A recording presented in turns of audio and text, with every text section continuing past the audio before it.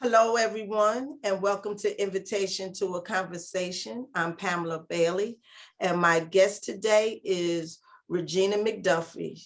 For those who are just tuning in, Ms. McDuffie is a returning guest. She comes on every quarter to give us an update on what's going on in the city of Brunswick. Good morning, Ms. McDuffie. How you doing? Good morning. How are you? I'm good. It seems like fall is trying to seep in. Well, I'm very hopeful of that because we have been without our air conditioning system on the second floor of City Hall for probably about 6 weeks now. So it's been, pretty trying through the weather, the heat, I guess. Okay. Well, glad to see you and glad to see you again and on the show. And what's going on in the city of Brunswick? Well, there's a lot of things going on. I'm pleased to say that, the development downtown is continuing. We have over 30 units in the direct downtown area of residential housing that's being developed. And according to what I'm told, all of those entities will be occupied once they're completed.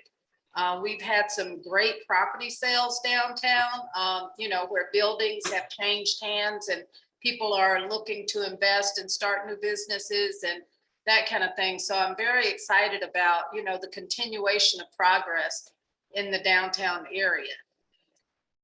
My greatest concern, again, we have, a lot going on with the city. We have the American Rescue Plan Act, which I think I talked about at our last meeting. In regards to what we were proposing to do with the funding that we got from the federal government. And we are moving forward with that. We're trying to help the housing situation locally as much as we can. We've had talks with the county. The county has designated some funding for housing assistance, and the city is also supporting that effort. So we want to have, a positive impact on the residents in terms of, people staying in their homes and being able to just manage their finances, provide assistance, not directly, funding like giving people checks or anything, but, helping with rental assistance and utilities and that kind of thing. We also, want our program that we are putting in place for the businesses. We want to support the small businesses because, with COVID continuing, although we are adjusting, I think people are adjusting to it, especially the businesses, they still are struggling, to keep the doors open. So, any impact of loss like that impacts the city. So we want to make sure we are assisting the businesses to try and keep their doors open as well. And then we're going to infuse some of that money into road improvements and drainage improvements as much as we can, to support some of the repairs and maintenance that we need right now to eliminate some of the flooding that we've had recently. Well, let me ask you about an update on some things. How is Perry Park Place coming along? It's going really well. As you can see, it's just building out very good. I think they've stayed on schedule. I think, the only delays that I know that they've had have been for weather events mainly. I think that project has moved forward really, really well. So I'm hopeful that it'll be, before the end of the year, the occupancy. I'm not sure of the specific schedule, but, it looks like it's close, will be close to completion soon. How is the upgrading of the parks around the city going? Is that still being done? Yeah, thank you for asking. That has been just, a tremendous impact. I hope if you rode past some of the parks, I know that the Howard Coffin playground, every time I ride past there are people there. When I ride past the dog park, people are there. The improvements in, I think it's been, I'm trying to think which one, Perry Park, of course, there was some upgrades there. So all of the park improvements, we're trying to put some finishing touches on them. I think we still have some benches, trash cans, and pavilions that we're working on in all of the areas. But most of those have been finished. The restroom that was installed in Overlook Park, I think it's been done well. I actually stopped by there the other day and it was really clean, which I was very, glad to see. So those facilities are good and in place as well. How is the renovation of Magnolia Park coming along? Is the whole subdivision going to be streets are going to be repaved, or just certain streets? Well, actually, the whole subdivision will be impacted. I think the water and sewer have finished their work in that area, but the city, we've only finished maybe phase 1, and we have 2 or 3 phases to go. So, we are still working. It will encompass the whole neighborhood, and they will have, the streets paved, the drainage improvements put in, and everything upgraded to hopefully alleviate the flooding that we've had in the past in that community. And we also, I'm hopeful that College Park, we have a grant, some money that we're waiting on to be approved through DCA for College Park. And we are hoping that we will get full funding to do all 4 phases of College Park as well. If you're able, just for some of the people that live in those 2 subdivisions and really Magnolia Park right now, can you just give us a short synopsis of, if you know, the how it starts and how to be completed? Because when people live in a neighborhood like that, they're saying they're taking too long, I can't ride through here, issues are popping up. It's just, it takes a while. It started with the Water Authority, and they were doing a lot of the work initially because we basically had to wait until they get their part of it kind of redone before we moved in to start our part. Of course, the water lines had to be replaced and that kind of thing. So a lot of it was the water lines to start with. And then we started with the drainage, and the drainage line and piping had to be put in and replaced. And I think they've had a couple of delays with the piping, and I'm not exactly sure what has been happening to delay the project, but they have had a couple of delays with the putting in the drainage. And then of course the road improvements come after that. So it's kind of a, phased project, and you have to kind of wait for certain things to get finished before you can go in and complete it. But I don't think there's been any extensive delays. It's just a long process. When we started, we knew it was going to take at least 18 to 24 months to complete the project. And that's what a lot of people don't understand when a neighborhood project is being done like that.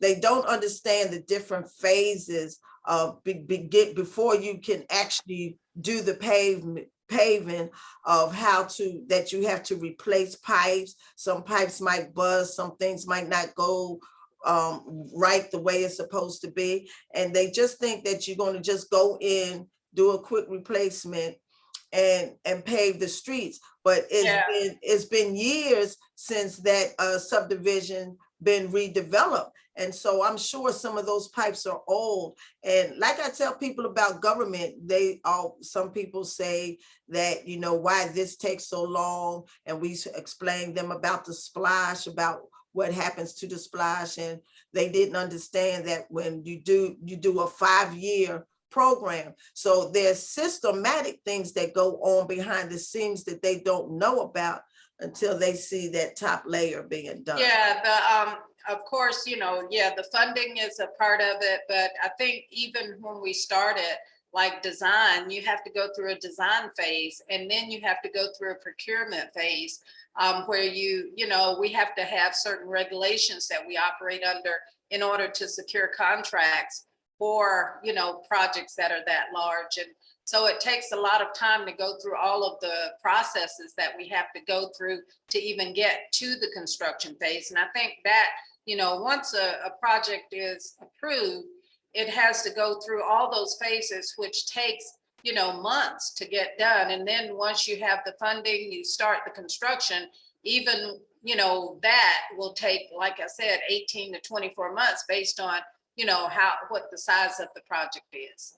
Right. And of course, COVID has impacted just about everybody.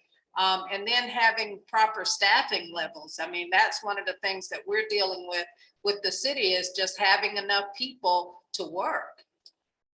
Right. Are you for do you know anything about the CDBG grant that is supposed to be going on, improving homes that were affected with the last hurricane? Is that back on the shelf for right now because of COVID, or are Well, they still we moving have along? a few grants right now. I talked about, I think initially, when I first started, about the CDBG DR program, and that's the disaster recovery. And that particular program is still dealing with issues from Hurricane Irma and Matthew, which was approximately 4 years ago. So, that's, and what I've been told, because I was asking questions about why it took so long, for the federal government to provide assistance for response to those, weather events. And what I was told was that the general process is, when a hurricane or an event happens, you have immediate relief, which, people are desperate for certain things to happen in order for them to stay in their homes and to be safe. And those things happen within the first 3 to 6 months. Then you have a period after that 6 months up to maybe a year and a half that they have to deal with their insurance companies and see what type of insurance, support they'll get in regards to the storm. After that period, then you get into the period that we're in now, which is from what I'm told by FEMA, is normally 3 to 5 years after a storm event, that's why we're in the 4th year, which on FEMA's schedule is a normal schedule for disaster recovery, because it comes after that relief, after the insurance. And, it's kind of the last piece of their support that comes into a project. And, so they were telling me, we're in a normal phase after 4 years, because that's when normally the disaster recovery kind of is put in place. So, even though it seems like it could have been or should have been done in a more timely manner, that's, according to their schedule, we're pretty much on track. So once they start going into the people's homes and renovating them and making the repairs, is that has to be done in a timely, in a particular deadline time, or will it start? Well, it's just like any other construction. It's dependent on the labor, it's dependent on the weather schedules, it's dependent on, how quickly they can get whatever materials and things like that. So there's not a real set timeline. We do want to, we certainly don't want people to be interrupted in their life, for any extended period. And we'll like to finish projects as quickly as possible.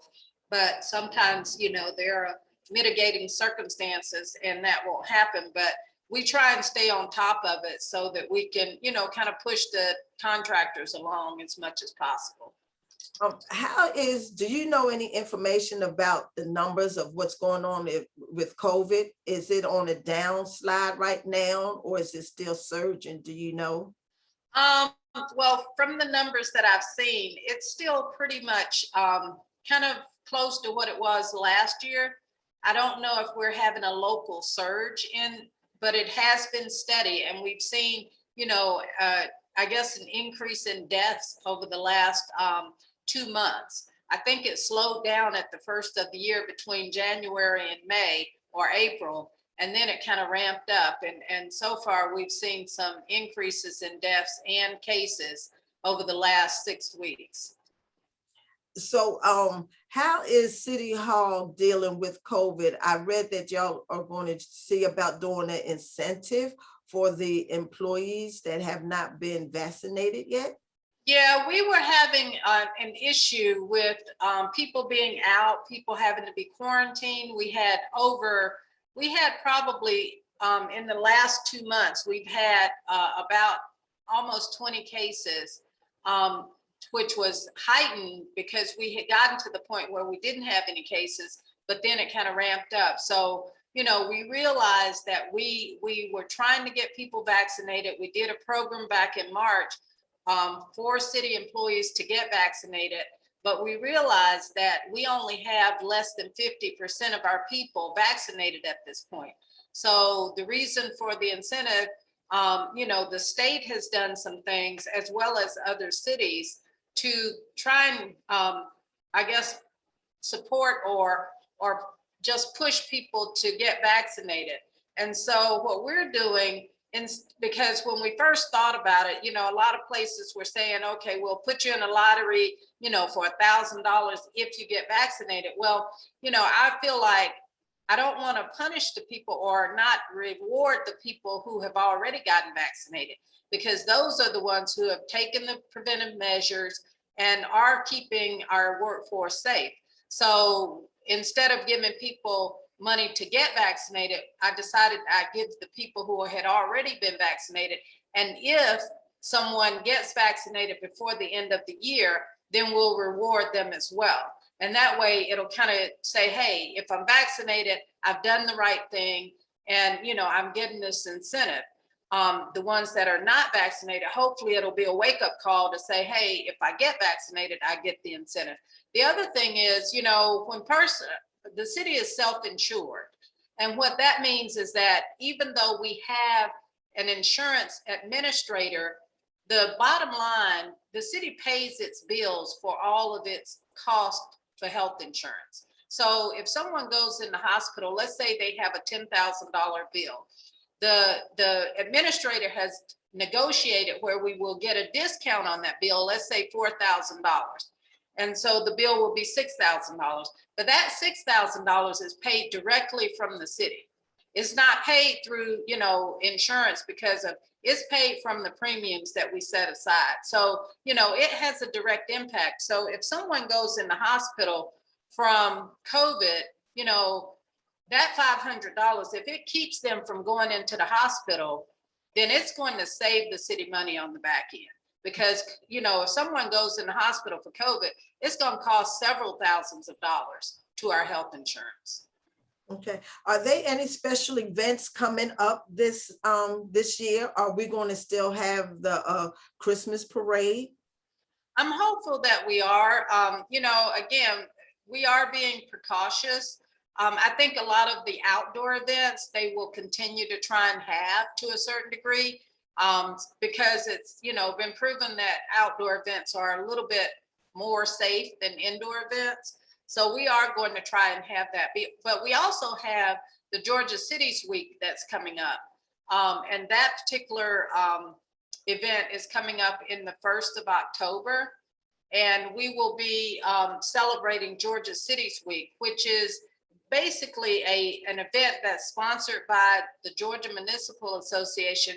And it's to enhance like city government, to let people know, you know, what's going on, what city government does, how we impact people's lives and things like that. So we are excited about having Georgia Cities Week for the city of Brunswick this year.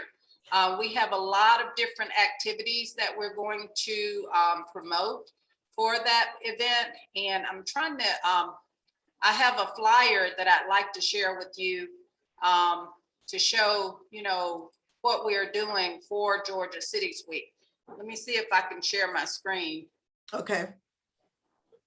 Okay, so I can't share my screen, only you can share, unless you can enable me to share my screen.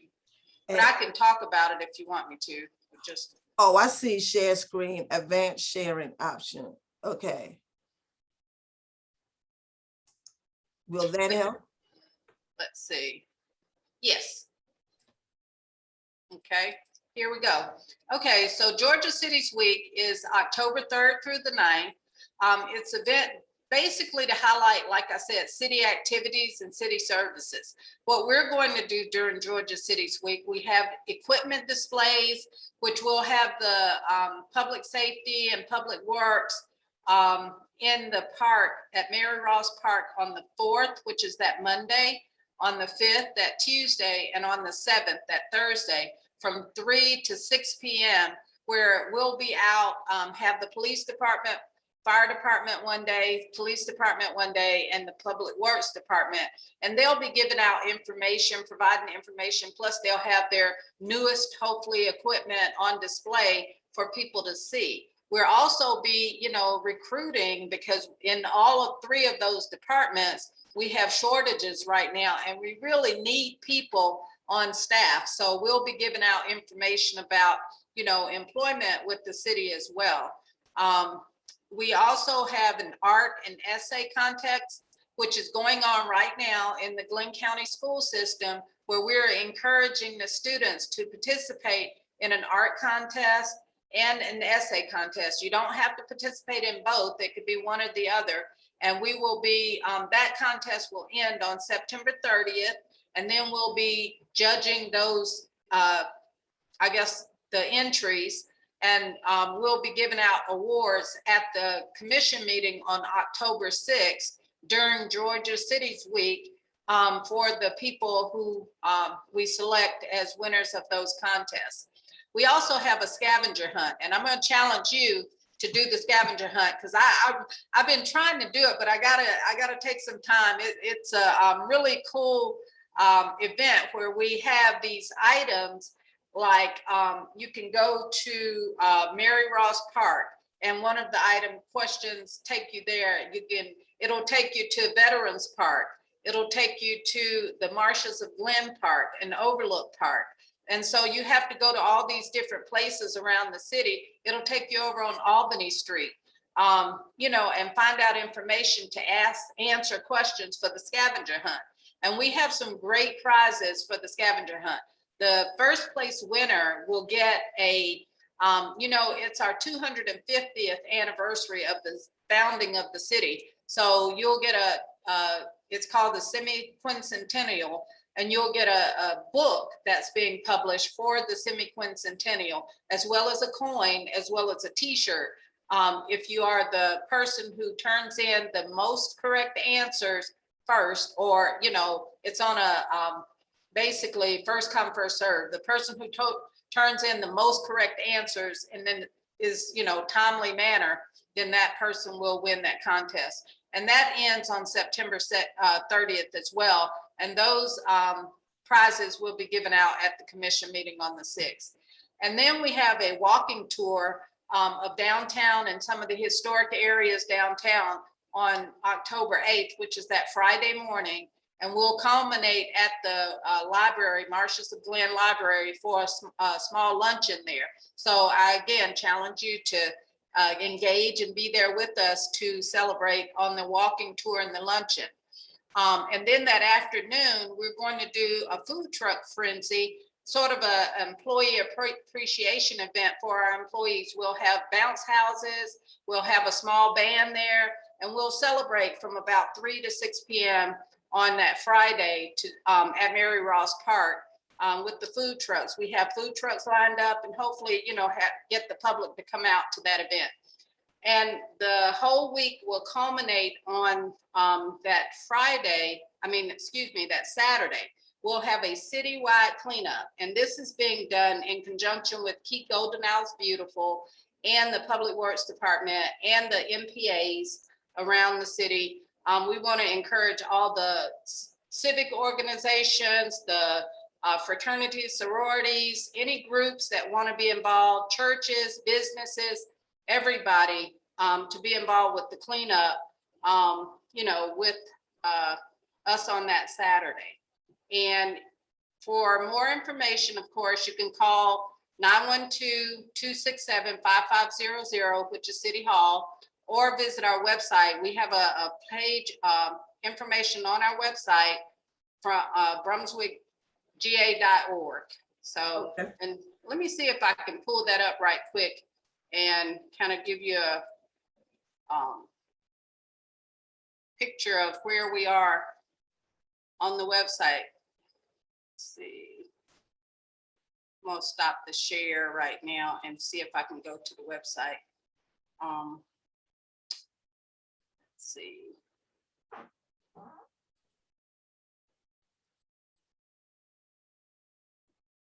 trying to see if it'll let me leave.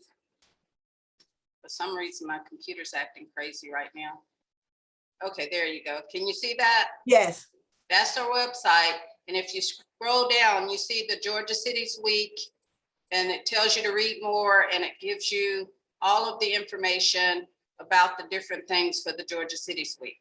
Okay. I will be at each one of those. Well, great. It would be fun. I think it'll be a great time for people to get out. Hopefully the weather, I'm praying that the weather will cooperate with us and we'll be able to, have a great week of people getting out, learning more about the city. We will have people, this will be during the first week of October. So we will have, city halls, old city hall.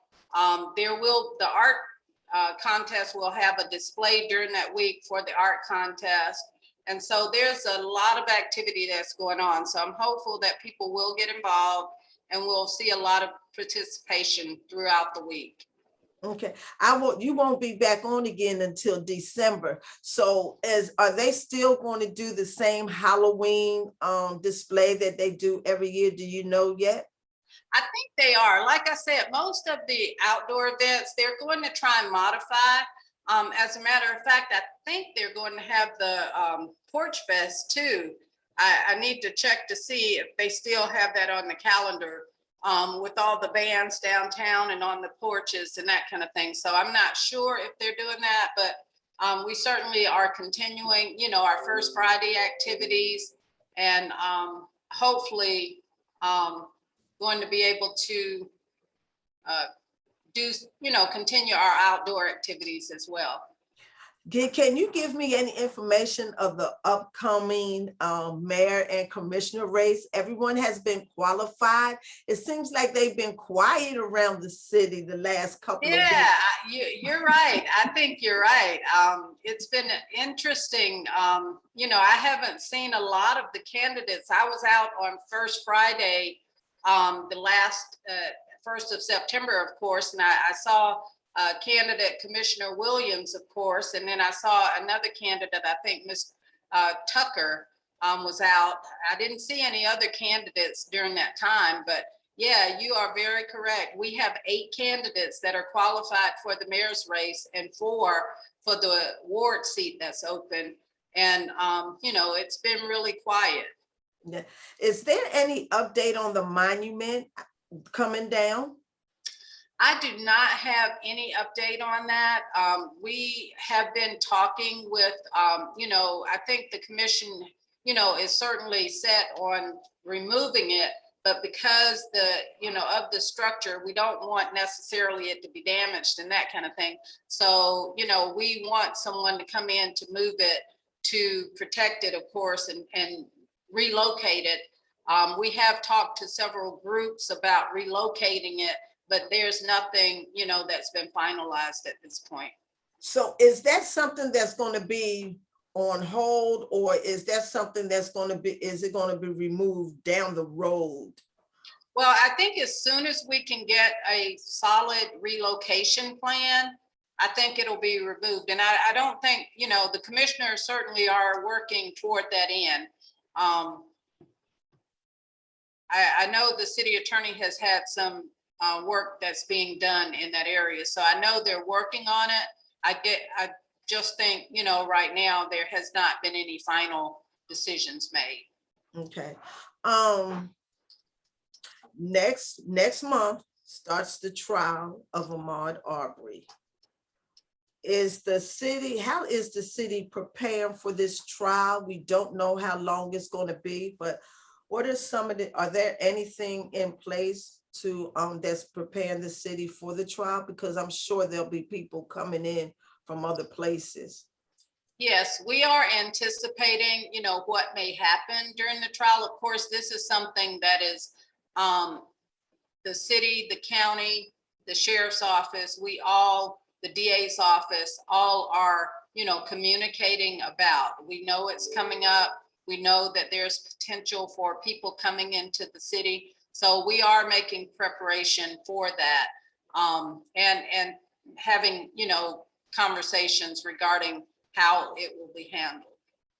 And so because there is a shortage of police officers, will we be outsourcing other officers to come into the city to help with the crowd control if we do have one? If we feel that it's necessary. I think, at this point, we have a lot of things that are uncertain and unknown. So, we're not going to bombard the city with law enforcement if it's not necessary. Okay. We certainly want to keep the protest peaceful and want people, to express their concerns, but we also want to keep our city safe. Yes. Do you have any short-term goals or long-term goals on your agenda for the city going into the end of the year? Well, there are a few things that, I'm hoping that we will continue to improve upon and move forward. And of course, this is Mayor Harvey's last year. He's done an awesome job in just, improving development and the city's financial condition. I want to make sure we complete some of our projects before the end of the year, so that, he can feel very good. Of course, he already should feel great about his accomplishments during his term. A couple of projects, of course, we have, improvements downtown that I'm hoping will culminate. We have the squares, the park improvements that we hope will be finished. We are doing a wayfinding where we'll put up signs all around the city, directional signs for visitors and people coming into the city that we hope, will be finished by then, and just some visuals that will show that we are doing well. So yeah, that's kind of just moving along a lot of the projects that, are ongoing right now. Right. Well, Ms. McDuffie, it's always a pleasure to have you on. Thank you for the update. I know by the time I see you again in December, it's going to be so much more things that we can talk about that's going to be going on or has happened already. So until December, have a blessed Thanksgiving. Thank you. I appreciate that. Yes, and just and keep on enjoying life. Have you been on any more bicycle rides lately? I haven't. I've been invited, actually. Miss Collins, I think her name is Anita Collins. She has invited me to, ride with her and the students. And it seems like every Saturday when I try, I've either been out of town or something has come up. So I haven't had the opportunity to do that, but I have been riding on my own. I did bring my bike down, so I've been enjoying that a little bit as well. But yeah, it's been really nice. So far we have just been able to, thankfully and prayerfully, keep COVID out of my family, immediate family anyway. So we're very blessed in that regard. Yes, yes, yes, yes. Well, once again, thank you for your service to the city of Brunswick. It's always a pleasure to have you on. And until the next time, you take care and have a blessed day. Do the same. Thank you. It's my pleasure to serve the city of Brunswick. Definitely. Yes.